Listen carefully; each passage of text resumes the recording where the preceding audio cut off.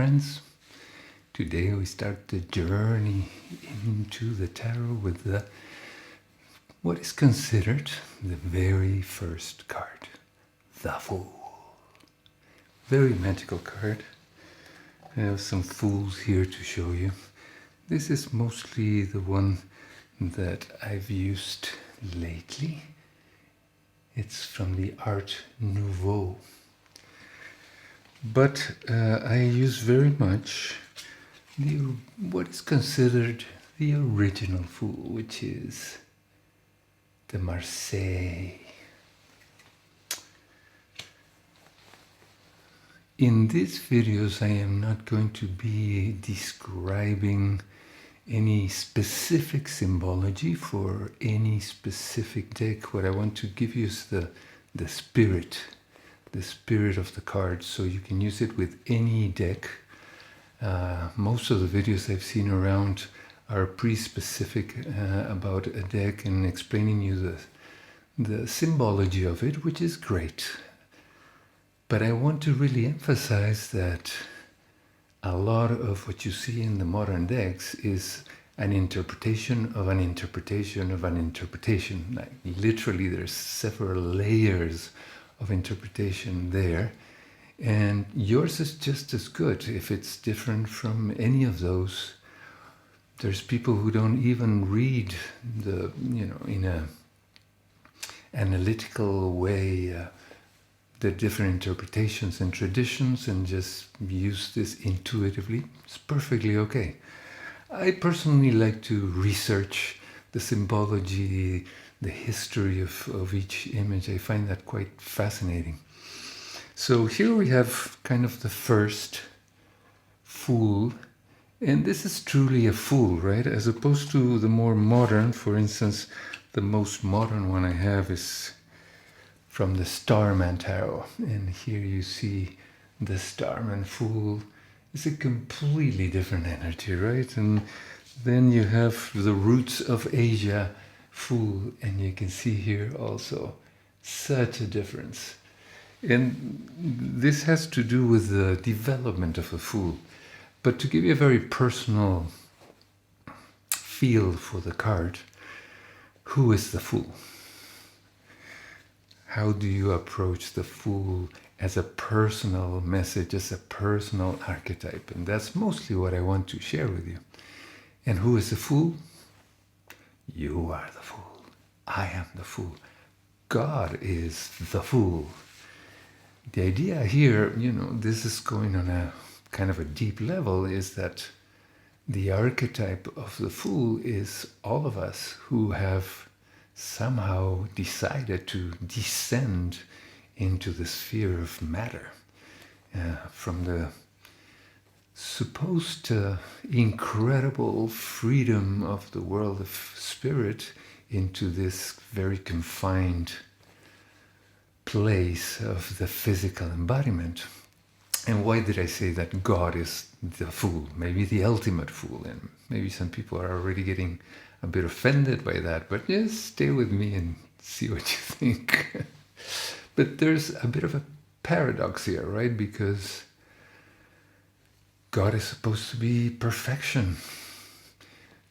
So why would this creative force create at all if it's perfect in itself and it's complete in itself and it's completely self-sufficient?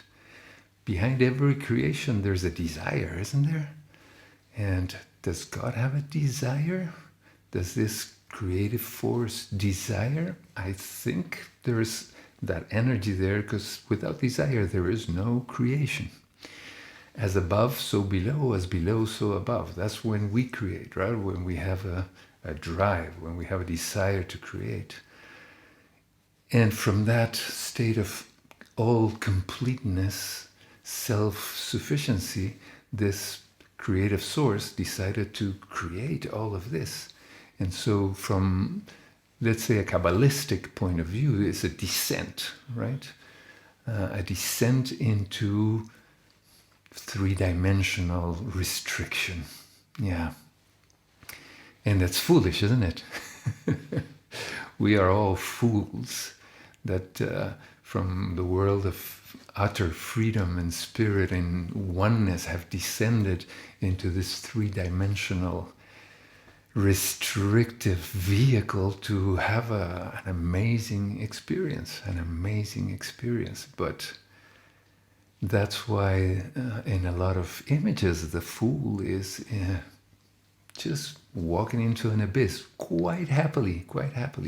In fact, in a lot of images, most of them, you see in the Art Nouveau, he's looking upwards. He's not even concerned that he's actually has already one foot in the abyss.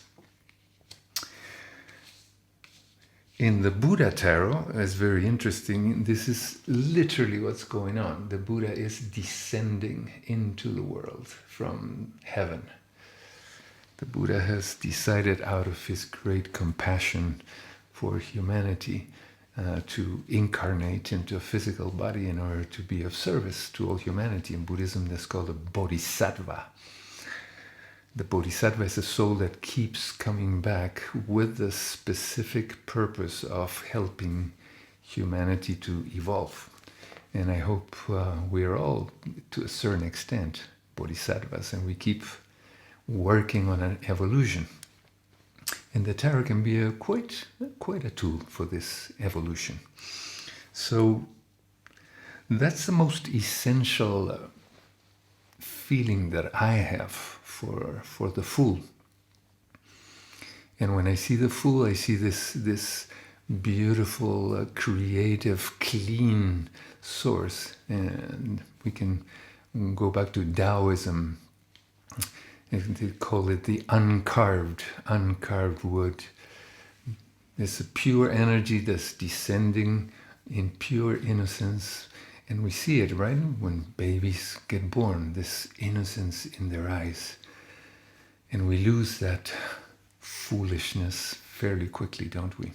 But that energy is always inside of us, Now, of course, historically, if we go back to this Fool now, that's a very different energy.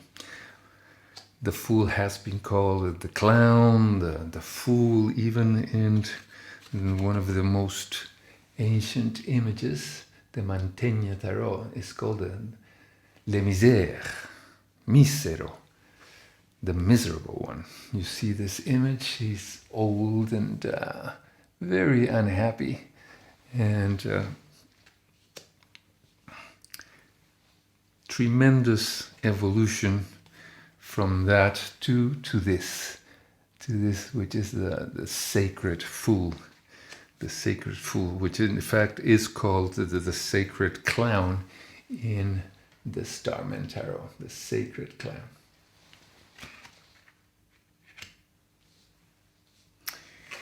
I have here the Fool of the Vision Quest Tarot, and he is also called the clown. Now, if we go back to the court Fool, to the sacred clown, what do we have there? We have a spirit that does not go with the rules of the system. In fact, he or she completely breaks the rules, not because he is or she is a rule breaker, but because they're not aware of the rules. They don't want to know about the rules. They are truly themselves in a very innocent, non-conflictive way. It's just like, here I am, in this very beautiful, clean energy that gives rise to true creativity and true action. When we grow into our personality, and then we will talk about that as we go up in the majors, we lose that sense of just being. And this is something that I really want to bring to you in terms of concentrating on what the energy of this card is. Beingness. Pure beingness.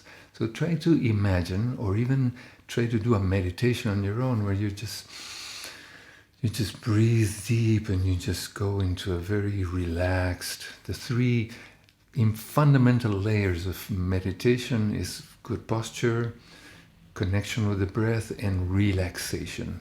So if you put those three together, and then try to see if you can go to a place where all the characteristics of your personality are gone. You are not anymore American, Italian. You're not anymore man, woman. You're not anymore a lawyer, a musician, an artist, or even a tarot reader. You're not good, you're not bad. You completely dissolve those dualities and you come to the original place of being.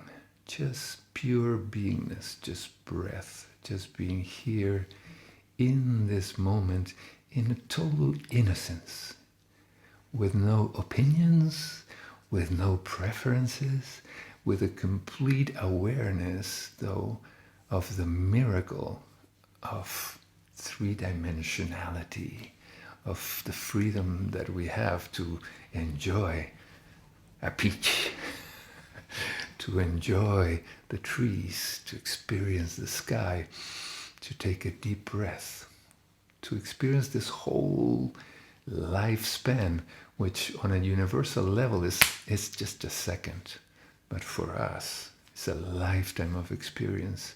And then we start seeing the gift that it is simply to be alive, and we stop rejecting what we call the bad things. We stop rejecting the painful things, and we come to a place of acceptance of things as they are in this moment. Can you feel that? Can you feel just I am? And eliminate any third word that may come to mind. You simply stay in the I am. And that's, from a worldly perspective, foolish, isn't it? The world wants you to be something. Anything. Define yourself. What's your name? What's your nationality? How about eliminating that for just a minute? Closing our eyes, taking a breath, and just come to a place of I am. I simply am.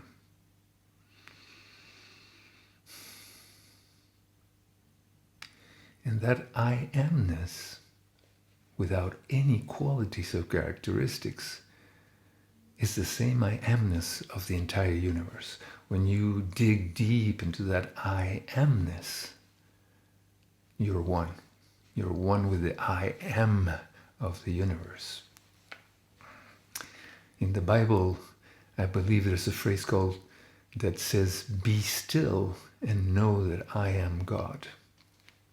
Personally, I would eliminate the word God. Unnecessary, conceptual. We all have a different concept of what it is, but be still and know that I am. Full stop. Stillness. As a tarot practitioner, you want to come to the intimate connection with your place of stillness. Physical stillness, mental stillness, and that will open up your intuition. And that will make you a fool of God, as the Sufis say, a fool of God. Because the other characteristic of the fool is that she is the only one who can tell the truth and get away with it, and not get their head cut off. So it's a fantastic trick. In India, for instance, where I lived many years, people who are foolish, literally, or people who are addicted to drugs, they are considered sacred.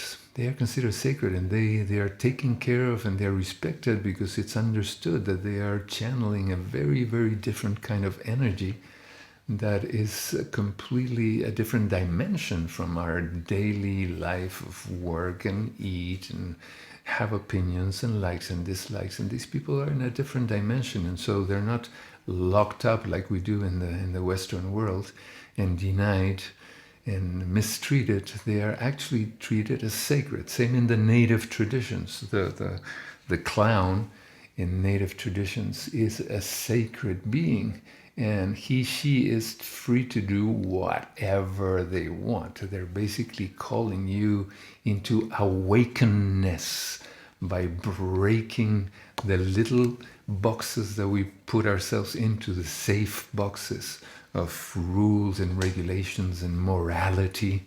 Morality. In Taoism, morality is understood to be a negative thing, so to speak, because we need morality only if we are not integrated in ourselves, if we're not in awareness, if we're not in a place of love. Then we need these outside rules imposed on us called morality. But if we are in our place of awareness and love, we don't need morality. We're naturally, the human being is a beautiful creature, an animal that belongs in nature, but we're really separated from that, aren't we? And so the Fool is a call to come back to that innocence, to that creative place, to that naturalness, to that foolishness. You know, in Sufism and in Taoism also, drunkenness is taken as a symbolically as breaking those boundaries of the rational mind. And so the drunken people are sacred also. You have the drunken kung fu and in Chinese, and you have the drunk of God in Sufism. The word drunkenness comes up a lot in Sufi poetry, Rumi, and etc. So Hafiz, check out Hafiz. Beautiful, beautiful poetry. Very foolish. Sense of humor. You see the Fool, for the most part, is smiling, except the very, very ancient ones, but either completely neutral, like in the Marseille Teller, or the Fool is looking upward into the heavens, completely neutral face. He's got no opinion about anything, and there's a dog biting him, and actually biting into his clothes, and probably his bum is going to be showing. Doesn't care about the rules and regulations. There's many things wrong here, right? Because he's holding his stick with the left hand, but on the right shoulder. That's very, very awkward, very awkward. But he's very content. And that's how he becomes the Fool of God, a symbol, an archetype of the sacred seed of innocence that we all are. And that sacred seed of innocence foolishly comes into this incarnation. And hopefully we don't lose that. And that's why the Fool is the beginning of the entire journey. I also will not talk about all the systems that are brought into the tarot, because that's also an interpretation of an interpretation. Those layers can be totally accepted by anyone and incorporated, and it's perfectly fine. But just don't go saying that this is the truth, that this is the real origin. Egypt, Kabbalah, numerology, astrology, it all feeds. It feeds in a beautiful way. And basically you create your own archetypal understanding of this image. As I said in the first video, the tarot is a language. And once you understand this language for yourself, then you can use this language to speak to your intuition, to your higher self, to God, whatever it is you want to call it. But this language needs to be clear. You need to have these archetypes realized inside yourself. As long as it's something out of a book and you go, oh, here's the Fool, what does it mean? It means madness, it means drunkenness, or it means innocence. You're not speaking that language. It's like going around in a country with a translator and say, so what are you saying? It's not going to be an intimate connection there. And so that's why I'm doing these videos, for you to really think deeply and go card by card and internalize and realize this archetype within yourself. Who is the fool inside of you? How are you the fool? How do you feel when the fool comes in? That's really what matters. Now, if you want to add Kabbalistic symbology, astrology, yeah, sure, why not? I mean, it's your agreement with that symbol, and that's perfectly okay. As long as we don't go around saying this is the true origin, this is the true symbolism. You know, they've been changing the order of the cards to fit very specific symbolism or very specific astrological things. So justice and strength have been changed around. The Fool was not zero. The Fool in the Marseillaise simply has the name, the Mat, the Fool, the crazy one. But now we have the Fool as zero. And so that brings a whole new level of symbology of the zero number. Also the attributions of the Kabbalistic Hebrew letters. Some people say the Fool is Alpha, the first. Some people say it's Shin. If it was Shin, then it has to be put in the 21st position. To me, that's very unnatural. I relate to the Fool as being Alpha, the first seed. But whatever works for you, that's the important thing. Personally, for me, the Fool is the beginning of the journey, and the world is the end. And that's a circle that keeps spiraling, hopefully upward. Hopefully upward, because we're working with our awareness, with building our awareness, with opening our energy, with opening ourselves to the energy of love. That is the essence of creation. Yes, and so the Fool is the beginning, and the world is the end and another beginning. And it's very interesting to see from a Kabbalistic point of view, that would be a descent, right? In fact, what I'm saying is that we descend into three-dimensionality. So it's not an upward, but a downward journey that we're talking about, from spirit world, where we are this seed of beautiful freedom and connection with the oneness, down to the world through an entire journey. But I believe personally, my experience and my practice is that the tarot is a description of the upward, the return, the path of return. So it goes both ways, and we can, depending on the combination of cards or what we're working with in tarot, we can see it either way. Not only one way, but many. Each of those symbols have layers and layers of symbology, and depending on what our question is, what the other cards are, the position in the spread, if you're using spreads. And those are the three elements that will determine and call upon you and your intuition wildly different interpretations. Those are the three elements. What is the question? What is the combination of cards? What is the placement in the particular spread that you chose? There was a little interruption there, but it was quite appropriate, because I'd like to give you a few examples now of what I'm speaking about. So let's put away these other fools. I am going to use my own deck, put the Fool inside. And I have so many decks about, as probably you do if you're a tarot freak. If you don't, you probably will.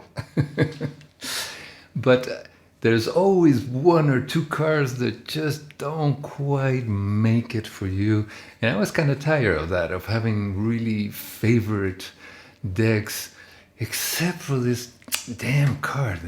So what I did, and you might want to consider that, is I went through all the decks that I love, and some that I didn't know about and that I Googled, and I downloaded and photoshopped my favorite card of any given deck, and then I made my own deck with all my favorite cards in an online company that makes cards. So you put them all, and they make the the deck for you, and they send it to you. This is the back of my deck, which is a symbol that I myself have done, and you can see there's many different styles there, but they all have kind of a similar.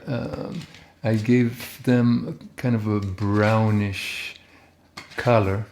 This card I made myself. Let me show you this a little closer. This is my star card, and this is my girlfriend. So I made a few of the cards are original that I created, but you can see, if you know the tarot, that these are all different decks. And of course, this is not for sale. This is my personal, because these are copyrighted images, but they're not for sale. So just for personal use. I'll show you other. Oh, I like this one, the world. Really beautiful. Emperor. I really like this hangman. And I'll show you one of my favorites. Oh, I created this one by juxtaposing a few images in the lovers. Here's my girlfriend again, being the high priestess. And wow, this strength card, really beautiful. I don't even remember anymore what decks these belong to, or some of them don't belong to any decks. I just grabbed the image and photoshopped it and created the card. This is my death card that I created myself that I really loved. I really like this death card. There, you can see it well. So that's what I did. It's a fun thing to do. Create your own deck, Photoshop it in the way you like, and have it made. So, what happens if we combine the Fool with, let's say, a 3-card reading? Now I've lost the Fool. I shouldn't have put it back in the deck. Let's find it. Here he is. So, we have the Fool. I'm going to take 2 random cards out just for the explanation. Ooh, she came up. So here are 2 random cards. I showed you this already. It's my High Priestess. And this is the Page of Coins. So we have 2 majors and a court card, no pips. So if I put these 3 together, the Fool first, High Priestess second, and the Page, then I got a very specific storyboard there. The Fool. Now, let's say that I'm asking personally a very simple question. What should I know at this time? Okay, just a simple question. Of course, as I said, the question will determine the value of the card. So what do I need to know at this time? First card is the Fool. I need to connect with my creativity, connect with my trust, my sense of trust, my sense of openness, my awareness, my sense of wonder, my sense of gratitude. And since it's the first card, the card might tell me that I already come from a place of having attained a bit of that energy. Because the first card, depending on the meaning you give it, I like to play around with that when I'm doing the 3-card reading. But it's something that is already there, that's maybe passing, or that's feeding into the energy. Whereas the middle card tells you mostly about what's there right now, what's present, what energy is ruling this moment. The High Priestess is ruling this moment, and it tells me that Through that energy of openness, I have come to a very deep knowledge of myself, of the magic of life, and that appreciation, that meditation, that openness has turned into inner peace, inner knowledge, and a connection with the great mystery of life. And the third card, the Page of Coins or of Pentacles, tells me to always keep a beginner's mind, to always be a student of life, to always learn, always have the I don't know. I studied with a Zen teacher that used to say, only don't know, only don't know. And that's a real fundamental thing in Zen philosophy, right? Because when we know, we close the door. Yeah, I know this. We close ourselves to new information. Opinions, not so good, not so good. Open mind, open mind. We have our, of course we have our opinions, but these opinions need to not have walls. Just a little gate. Yeah, just a short gate so we can jump over and people can talk to us from the other side, yes? Openness, openness. And the pages have that attitude of learning, of beginning something new. Every day is a new day. So that would be the message of these three cards. Now, what happens if I change the order of the cards? Let's say now I'm going to put the Page in the middle, the High Priestess at the beginning, and the Fool at the end. Now that completely changes the storyboard, right? So I have the three same cards, 3 card reading, but the storyboard has changed. Now I start with the High Priestess. I start with an awareness of my inner world, an awareness of the mystery, a call to investigate and go deep into the mystery of life, maybe study, maybe practice my creativity. From that, I go into the Page of Swords. It's telling me, do that activity with a very innocent, maybe begin something new, something that you have never done. Keep an open mind about that. And the last one is the Fool. And that's telling me, once you dug deep into yourself and once you got into that creative mode and you started something new and you maybe discipline yourself, forget about it and just go into beingness. I'm a musician too, so I know that perfectly well, right? You do your scales and you do your chords and you study your harmony. You go through a discipline always with a beginner mind, always with as a student. But once it's time to play, once it's time to be on stage, once it's time to share this music with others, you have to forget about all of that. You have to go into a place of beingness and just flow in a non-conceptual way. If you're thinking about the harmony, about the scales, you're not going to sound very fluid, right? So that's the message here. Same more or less spirit, but quite a different message. Now, what happens if I change again? And I go Page first, Fool second, and High Priestess third. Now the Page of Coins, of Pentacles at the very beginning is saying, I have started something new, which in fact is true because given all that circumstance with coronavirus and all of that, I took an opportunity to start new abilities. I started this YouTube channel, lots of new stuff that I am truly a beginner in. I don't know much about technology, about marketing, YouTube channels. I'm learning all of that. I am literally a very, very beginner and I need to learn a lot. So this card now reminds me of this activity, of this situation. The Fool, in this case, if I start something new, the Fool is going like,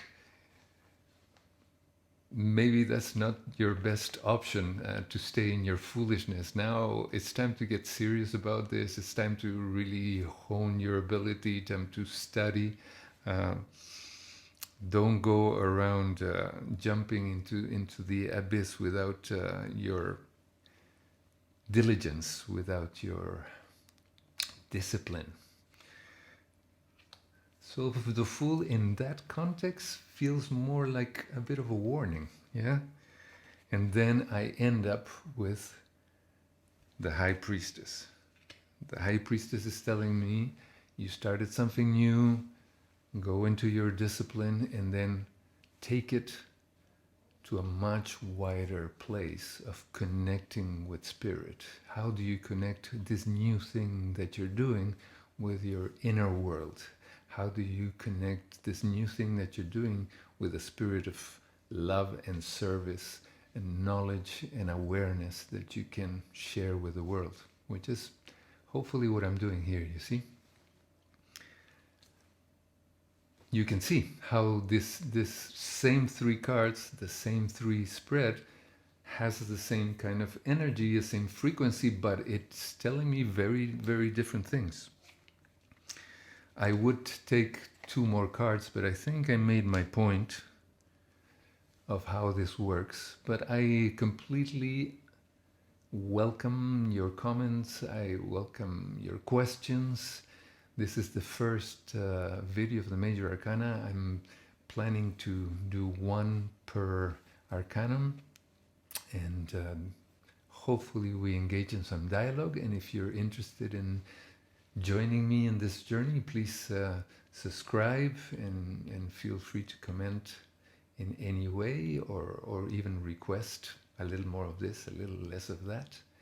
And for now, I'm going to say goodbye. See you soon. Ideally, I'm going to be putting a couple of videos a week once I get into the rhythm. And then when I get to the so-called minors, I probably will do number by number, the 4 aces, the 4 twos, and we'll speak more about numerology and the things that come into that layer of the tarot. So I say goodbye for now. Hope you're all well. Hope you're all surrounded by love. If not, practice lots of self-love and let your tarot speak to you, and use that language to speak with your spirit. Okay? Adios.